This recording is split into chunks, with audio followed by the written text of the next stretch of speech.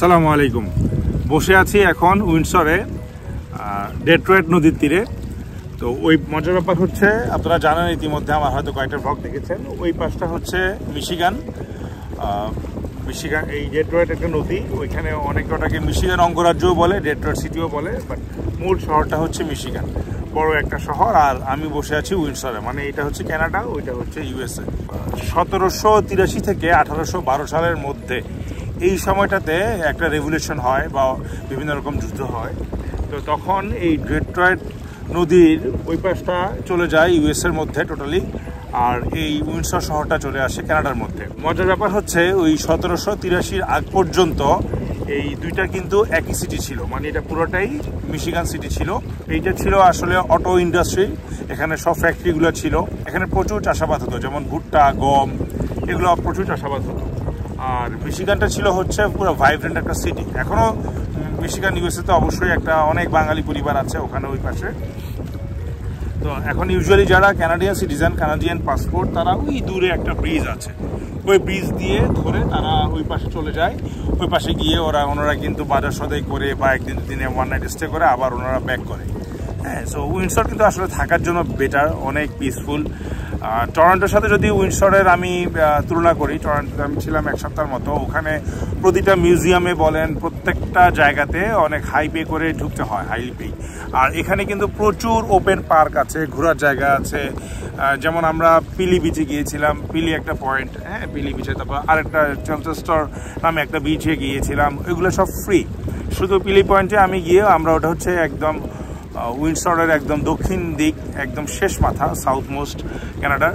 তো ওখানে গিয়ে আমরা জাস্ট একটা $35, দুইটা গাড়ির জন্য জাস্ট $35 পার্কিং ফি দিলাম। আর এছাড়া পুরো যে ওখানে একটা বিশাল একটা বন আছে, ওখানে সবাই পিকনিক করতে যায়।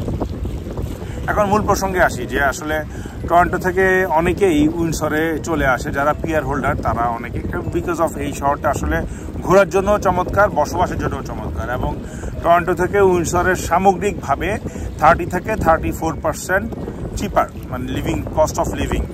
আর এখানে ইউনিভার্সিটি অফ উইন্ডসর আছে, সেন্ট ক্লেয়ার কলেজ আছে। ইউনিভার্সিটি অফ উইন্ডসর নিয়ে প্রায় 17,000 স্টুডেন্ট এখন আছে। সেন্ট ক্লেয়ার কলেজেও এরকম 8-10 হাজার স্টুডেন্ট পড়াশোনা করে। এবং অনেক বাঙালি ভাই বোন এখানে, আমরা যখন একটা বিচে ঘুরতে গিয়েছিলাম আরও ওই পাশটাতে, ওই একদম ওইখানে একদম হচ্ছে দুইটা লেকের মোহনা আছে ওইখানে, ওই জায়গাটা আমরা ঘুরতে গিয়েছিলাম। তো ওইখানে ঈদের দিন ছিল, ঈদের দিন বিকেলে ওখানে বেশ কিছু বাঙালি ভাইয়ের সঙ্গে দেখা হয়েছে, ওনাদের সঙ্গে কথা হলো। তো ওনারা মানে পার্সোনালি ওনারা বললো, যেহেতু ওনারা দীর্ঘদিন থেকে ওখানে বসবাস করছেন, তারা কিন্তু টরন্টো থেকে উইন্ডসরে মুভ করে হ্যাপি। আমি তো এখানে আসছি ঘুরতে, আমি ভিজিটর। সো আমার ঘোরাঘুরির সময় প্রায় শেষ হয়ে আসছে, অফিসে জয়েন করতে হবে। আমি শীঘ্রই ইনশাআল্লাহ বাংলাদেশে ব্যাক করব। ভাবলাম যে আপনাদের সঙ্গে জাস্ট উইন্ডসরের কিছু স্মৃতি আপনাদের সঙ্গে শেয়ার করি। পাবলিক ট্রান্সপোর্টটা টরন্টোতে বেশি, যদিও ভাড়াটা একটু বেশি, কিন্তু এখানে বাস ভাড়াটা, পাবলিক ট্রান্সপোর্টেশন কস্টটা একটু কম, খুব একটা ডিফার করে না। মজার ব্যাপার হচ্ছে, এখানে টরন্টোতেও দেখলাম, এখানেও দেখলাম, পাম্প টু পাম্প, মানে এখান থেকে ওরা ডিজেল বা অকটেন নেয়, এখানে পাম্প টু পাম্প ভ্যারি করে। হয়তো আপনি দেখলেন যে 5 কিলোমিটার দূরে একটা পাম্পে একটা দাম, এখানে একটা দাম। এইটার আসল কাহিনী আসলে আমাকে কেউ বলতে পারে নাই কেন।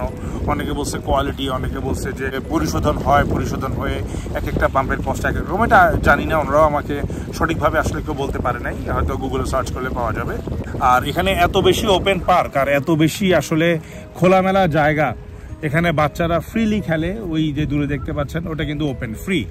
সো এখানে বাচ্চারা প্রতিদিন বিকালে বলেন, দুপুরের পরে বলেন, রোদটা যখন পড়ে যায়, প্রচুর বাচ্চারা এখানে চলে আসে, বাবা মারা চলে আসে, তাদের প্যারেন্টসরা চলে আসে। প্যারেন্টসরা আশেপাশে থাকে, দেখে যাতে বাচ্চারা ব্যথা না পায়। নিচে রবারের পুরো মোটা পরত দেওয়া আছে, যার কারণে বাচ্চারা ইজিলি খেলতে পারে। আর টরন্টো শহরের সাইজটা হচ্ছে আপনার 630 বর্গ কিলোমিটার, যেখানে উইন্ডসর হচ্ছে মাত্র 146 বর্গ কিলোমিটার। আর পপুলেশন হচ্ছে টরন্টোর তুলনায় উইন্ডসরে 8 ভাগের 1 ভাগ। টরন্টোতে অ্যাবাউট 30 লাখ প্লাস মাইনাস, বর্তমানে মাত্র 4 লাখ আশেপাশে এরকম হবে লোকজন সব মিলে। অনেক বাঙালি ফ্যামিলিও কিন্তু এখানে চলে আসছে, অনলি বিকজ অফ এখানকার পিস লাভিং এই এনভায়রনমেন্টের জন্য। আজকে এই মুহূর্তে টরন্টোতে হচ্ছে এখন 13 ডিগ্রি সেলসিয়াস তাপমাত্রা, আর উইন্ডসরে কিন্তু 17 ডিগ্রি। এটা কিন্তু সবসময় 3-4 ডিগ্রি টরন্টো থেকে উইন্ডসরে তাপমাত্রা বেশি থাকে। আর সবচেয়ে মজার কথা হচ্ছে অনেকেই আমেরিকার প্রতি একটা ঝোঁক আছে, সো এখানে যাওয়া যাবে না অবশ্যই, হ্যাঁ সাথে কিন্তু বৈধ পাসপোর্ট থাকলে, আপনি যদি বৈধ ভিসা থাকে আপনি চাইলে এখান দিয়েও ওই যে এখানে একটা সামনে ব্রিজ আছে, এই ব্রিজটা দিয়েও কিন্তু আপনি চাইলে ইউএসএ ঢুকে যেতে পারেন মিশিগান দিয়ে। টরন্টো অনেক মানে বড় city, capital city, mega city. আর অটোয়া হচ্ছে গিয়ে কানাডার রাজধানী। সো এখানে আবার প্রভিন্সের একটা ক্যাপিটাল আছে, আবার দেশের একটা ক্যাপিটাল আছে। দেশের ক্যাপিটাল হচ্ছে অটোয়া, আর অন্টারিওর প্রভিন্সের ক্যাপিটাল হচ্ছে গিয়ে টরন্টো। তো টরন্টো অনেক বড়, বিশেষ করে ড্যানফোর্থে বড় একটা বাঙালি পাড়া আছে। এখানে ওরকম কোনো বাঙালি পাড়া নাই ওই গ্রামে, বাট এখানে একটা বাঙালি কমিউনিটি আছে, মুসলিম কমিউনিটি আছে। আমরা এখানে অনেক বড় একটা মসজিদ আছে, বেশ কয়েকটা জায়গাতে মসজিদ আছে। তো আমরা নামাজ পড়ছি আলহামদুলিল্লাহ। বাসার কাছে শপিং মল আছে, নোফিল আছে, এখানে হালাল ফুড পাওয়া যায় এবং হালাল রেস্টুরেন্টেরও কোনো অভাব নাই। টরন্টো তো আছে, এখানেও আছে। আর যদি চাকরি বাকরির কথা বলেন, অবশ্যই টরন্টোতে বেটার। এটা কোনো ইমিগ্রেট রিলেটেড ভিডিও না, বা আমি অ্যাসাইলাম নিয়ে আর খুব একটা কথাবার্তা বলবো না, যতটুকু মেসেজ আপনাদেরকে দেওয়ার দিয়েছি। তো এখন থেকে আমি ঘুরতে ফিরতে পছন্দ করি। আসলে চেষ্টা করি যে কিছু টাকা জমিয়ে আমি প্রতি বছর একটা বা দুটো দেশ একসঙ্গে ট্রাভেল করি। তো আমার যাওয়ার কথা ছিল আসলে টার্কি বা ইজিপ্টে, কিন্তু এটা আসলে হয়তো কপালে আল্লাহ এখানে রিজিক রেখে রাখছে।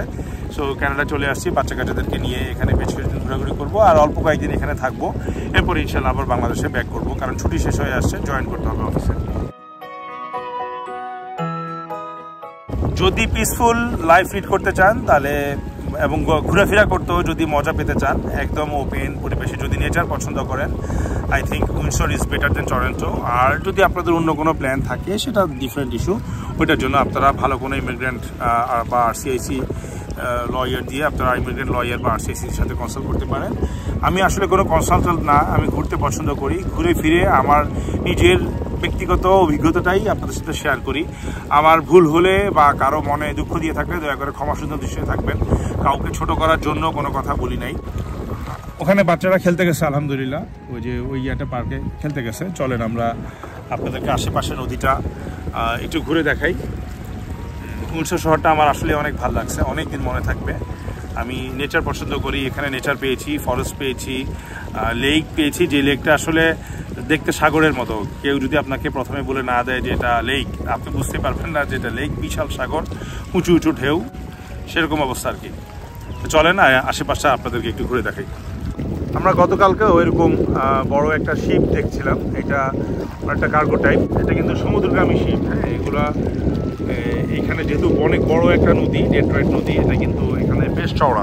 আপনারা দেখেন যে এই মাথা থেকে, এই যে আমি যেখানে দাঁড়িয়ে আছি, এই মাথা থেকে একদম ওই যে মিশিগান সিটি বলেন বা ডেট্রয়েট সিটি বলেন, ওই পর্যন্ত কিন্তু অনেক চওড়া একটা নদী। অনেক আজকে মানে খুব ভালো একটা ওয়েদারে আমরা হাঁটাহাঁটি করছি। অনেক রোদ, প্রচুর রোদ, তারপরেও কিন্তু এই 17 ডিগ্রি বলেন, 18 ডিগ্রি পরে কিন্তু 18তে উঠবে। তো এই 18 ডিগ্রি বা 17 ডিগ্রি তাপমাত্রাতেও কিন্তু একটু ঠান্ডা ঠান্ডা বাতাস বইছে। ইন্ডিয়ানদের কাছে বা যারা নেটিভ এখানে যারা 2-4 বছর ধরে থাকছে, তাদের জন্য এটা কোনো ওয়েদারই না। 17 ডিগ্রি এখানে ওরা সামার চলে আসছে এবং কাছে কাছে অনেক ফুল ফুটছে। দেখেন কত বড় একটা শিপ এখান থেকে যাচ্ছে। অবশ্যই এটা একটা মালবাহী জাহাজ বা ফেরির মতো অনেকটা।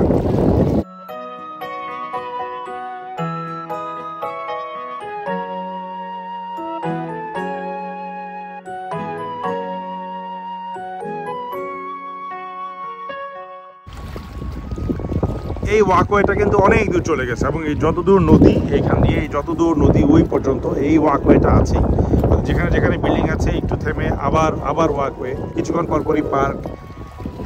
আসলে ঘুরতে এবং থাকতে যারা এখানে মানে থাকেন, তাদের মুখ থেকেই শোনা যে তারা টরন্টোতে খুব একটা যেতে চায় না। লেক ইরিটা কিন্তু এখানেই আমরা উইন্ডসরে এসে যে লেক ইরির যে বিশালতা, সেটা কিন্তু আমরা এখানে এসে দেখেছি। কারণ এটা মূলত বড় বড় 5টা লেক এখানে আছে, বিশাল বড় বড় লেক। এক একটা লেক আসলে মানে আমাদের পদ্মা নদী, মেঘনা যে যমুনা নদী, সেগুলোর মতোই বড় বা তার থেকেও বড়। তো এই 5টা লেকের এরা হচ্ছে কানাডার মানে বলে যে সুপেয় পানির প্রথম বা দ্বিতীয় হচ্ছে গিয়ে উৎস এই কানাডার এই 5টা লেক। স্টিল যারা পুরনো ক্যানাডিয়ান বা পুরনো ইউএসএ বাসী, তাদের কাছে কিন্তু 2টা সিটি এখনও এক, জাস্ট মাঝখানে একটা নদী। ওরা নিজেদেরকে একইভাবে এখানকার এই উইন্ডসরের কালচার এবং ওই মিশিগানের কালচার অলমোস্ট একই রকম। যদিও এখন কানাডাতে অনেক ইমিগ্রেন্ট আসছে, ওই মিশিগানেও ওইখানেও অনেক ইমিগ্রেন্ট আছে। সো ইমিগ্রেন্ট আসাতে কালচারে তো কিছুটা প্রভাব পড়েই, বাট বেসিক কালচার দুই দেশেই এই দুই নদীর দুই পাশেই একই রকম। তবে মিশিগান অনেক ভাইব্রেন্ট একটা সিটি, অনেক হ্যাপেনিং সিটি, অনেক ব্যস্ত। সেই তুলনায় আবার যেহেতু উইন্ডসর এখন কানাডার মধ্যে পড়ে গেছে, সো সেই তুলনায় উইন্ডসর কিছুটা শান্ত। এই যে এখানে বাচ্চারা খেলছে, তো এখন কিন্তু এখানে বাজে 1:30, সো জোহরের ওয়াক্ত হবে এখানে 1:32-এ। এখানে সানরাইজ হয় 6:52-র দিকে, বা কখনো 6:30। সামারে এটা হয়তো 6টার দিকে আসবে। আর মজার ব্যাপার হলো এই সূর্য ডুববে কিন্তু এখানে 8:16 থেকে 8:17-তে, তো ওই সময় মাগরিবের ওয়াক্ত হয়। আর কিছুদিন পরে এখানকে সূর্য ডুববে 9টা, 9:30-র দিকে। ওনারা মজা করে বলে বিকেল 9টা। বেসিক্যালি আমি একজন ট্রাভেলার, ট্রাভেল করতে পছন্দ করি। অফিসের কাজের বাইরে যখনই ছুটি পাই আমরা বছরে 1-2বার একটু ঘুরতে বের হই ফ্যামিলি সহ। আমার ট্রাভেল ভিডিওগুলো দেখার জন্য আপনাদেরকে আমন্ত্রণ জানাচ্ছি। কানাডা রিলেটেড যতগুলো ভিডিও পাবলিশ করেছি, যেহেতু আমি এখান থেকে ফিরে যাব, উল্লেখযোগ্য কোনো পরিবর্তন না আসলে আমি আপাতত আর ইমিগ্রেশন বা SLM নিয়ে আর কোনো খুব একটা কথাবার্তা বলবো না। যেহেতু ট্রাভেল করি আমি আস্তে আস্তে ট্রাভেলের দিকেই চলে যাব, ট্রাভেল ভিডিও বানাবো। আপনাদেরকে আমন্ত্রণ থাকলো যে আমার ট্রাভেল ভিডিওগুলো দেখার জন্য। দেখেন দুপুরবেলাও কিন্তু বেশ কিছু বাচ্চা এখানে খেলতে আসছে। ওই পাশে যে গাড়ি চলাচল করছে ওই দেখেন, মিশিগানে বা ডেট্রয়েট সিটি যেটাই বলি, ওই যে মিশিগানের গাড়িও কিন্তু এখান থেকে বসে ইজিলি দেখা যাচ্ছে।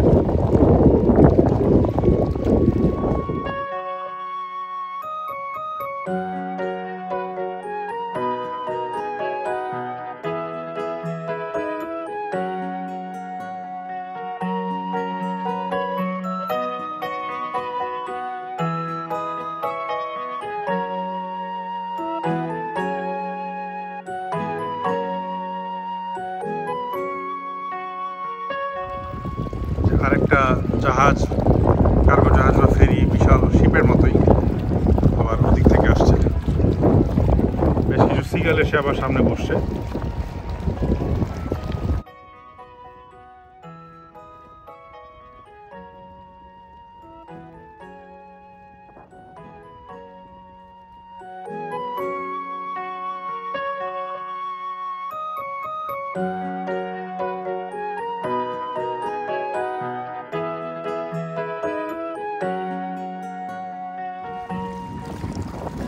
এই নদীটাও কিন্তু অর্ধেক হচ্ছে ইউএসএর মানে মিশিগানের, আর অর্ধেক হচ্ছে উইন্ডসর বা কানাডার।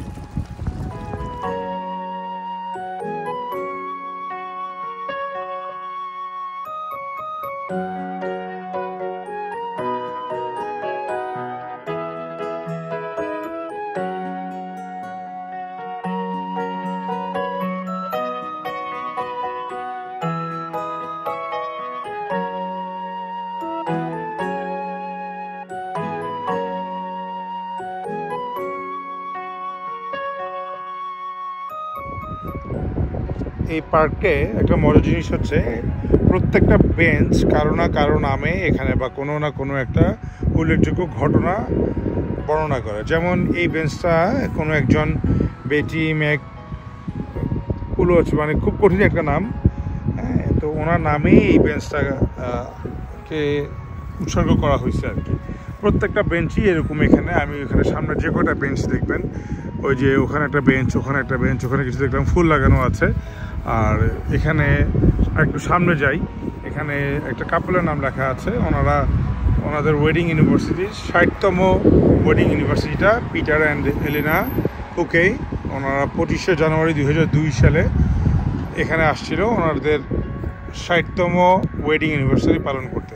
তো তাদের স্মরণে আবার এই বেঞ্চটা রাখা আছে। এখানে যে ওয়েদার ভালো, দেখেন এই যে কানাডার সিগনেচার গাছ, হ্যাঁ, এই গাছে অলরেডি পাতা চলে আসছে, যে গোলাপি রঙের একটু হালকা গোলাপি আভার যে পাতাগুলো দেখতে পাচ্ছেন এখানে চলে আসছে। এবং অনেক গাছই দেখেন এখানে কিন্তু প্রায় সবুজ।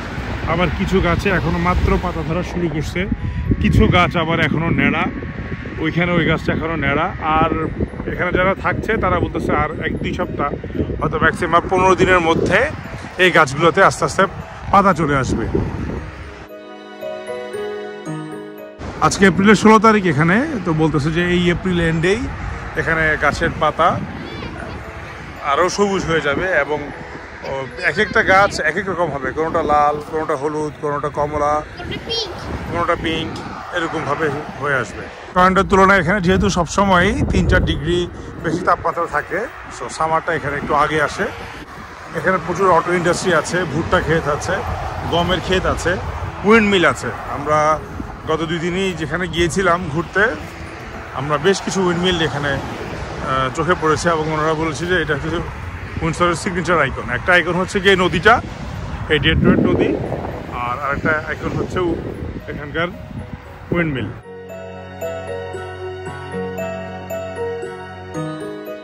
আর ঘর বাড়িগুলা অনেক ঝকঝকে তকতকে, এখানকে একদম মানে ছবির মতো সুন্দর আর কি, ছবির মতো সুন্দর। উইন্ডসরটা আসলে অনেক ভালো লাগলো, একদম নিরিবিলি এবং টরন্টোর তুলনায় এখানে ট্রাফিকও অনেক কম ট্রাফিক। খুব পিসফুল একটা সিটি। হাঁটতে হাঁটতে বাসার কাছাকাছি চলে আসছি। আরেকটা জিনিস দেখাই, এই যে একটা এখানে ছোট একটা রেলিং দেওয়া জায়গা দেখতে পাচ্ছেন, এটা হচ্ছে আবার এই যে রোজেনি এই এভিনিউটা, এই এভিনিউতে যতগুলো বাড়ি আছে একদম ওই শেষ পাতা পর্যন্ত, এখানে প্রায় 48টার মতো বাড়ি আছে। এই 48টা বাড়ির প্রাইভেট বিচ হচ্ছে বা প্রাইভেট পার্ক হচ্ছে এইটা, লেক সাইড পার্ক। সবার কাছে একটা করে চাবি থাকে, সবার কাছে গেটের একটা করে চাবি থাকে। আমার বাচ্চারা এর মধ্যে খোঁজখবর নিয়ে ফেলছে। এখানে গাছে গাছে কাঠবিড়ালি দেখা যায়, আবার এরকম ঘাসে আমরা এখানে খরগোশ আসছিল, ছোট ছোট খরগোশ আমরা দেখছি, কাঠবিড়ালি দেখছি, খরগোশ দেখছি। আবার অনেকে বলে যারা আরেকটু ভিতরের দিকে থাকে, একটু বনের কাছাকাছি, সেখান থেকে নাকি হরিণও দেখা যায়। ভালো অভিজ্ঞতা আসলে উইন্ডসরটা। যারা একটু আমরা শান্ত নিরিবিলি পরিবেশ পছন্দ করি তাদের জন্য উইন্ডসর অনেক বেটার। আমাদের উল্টা পাশে দেখেন একটা বয়স্ক কাপল, ওনাদের লন এখন পরিষ্কার করছে, যেহেতু সামার চলে আসছে। এই যে অনেকে চেয়ার পেতে দিছে বাইরে, এই সানটা উপভোগ করবে, এই রোদটা। এই যে গাছে যেটা বলছিলাম একটু আগেও, যে গাছে দেখেন পাতা চলে আসছে, কিছু গাছ নাড়া, কিছু গাছে পাতা চলে আসছে, আর সামনে তো বেশ কিছু সবুজ গাছগাছালিও দেখা যাচ্ছে। আবার দেখেন এই যে একদম ছায়া, এই যে বাচ্চারা এরকম একটা গাছের নিচে দাঁড়ায় আছে, ওরা খুব এনজয় করছে। সম্ভবত এই বাড়িটা বিক্রি হবে। আবার দেখেন এই গাছে পাতাটা আবার লাল, এটা রেড হয়ে যাবে পুরো। ওইটা দেখেন, ওইটা হচ্ছে হালকা গোলাপি। সো এই যে এক একটা গাছ এক এক রকম পাতা, বাড়িটা খুব সুন্দর। সো ওনারা কাজ করছে। Hello, how are you? So weather is very good, right? You'll be famous soon. Thank you. Bye. মানুষ এখন এনজয় করছে, যেহেতু সামার, অনেক এনজয় করছে। আমাকে জিজ্ঞেস করে will I be famous now? সামনে এখানে একটা নৌফিল আছে, নৌফিল একটা বড় একটা সুপার স্টোর, ওদিকটা আমাদের বাসা, আর এটা হচ্ছে একটা মেইন রোড। আমরা ওই দিকটা থেকে আসছি, সামনে এখানেই সামনে হচ্ছে ওই যে নদীটা।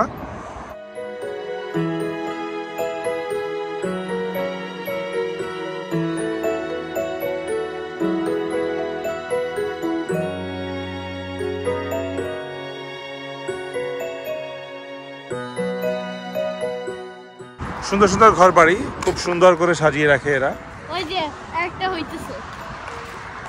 আর আমাদের এটাকে আমরা বলি কানাগলি, একদম শেষ মাথায় গিয়ে ছোট একটা পার্ক, ওটা আবার ওই পার্কটা আবার আরেকটা প্রাইভেট প্রপার্টির আন্ডারে।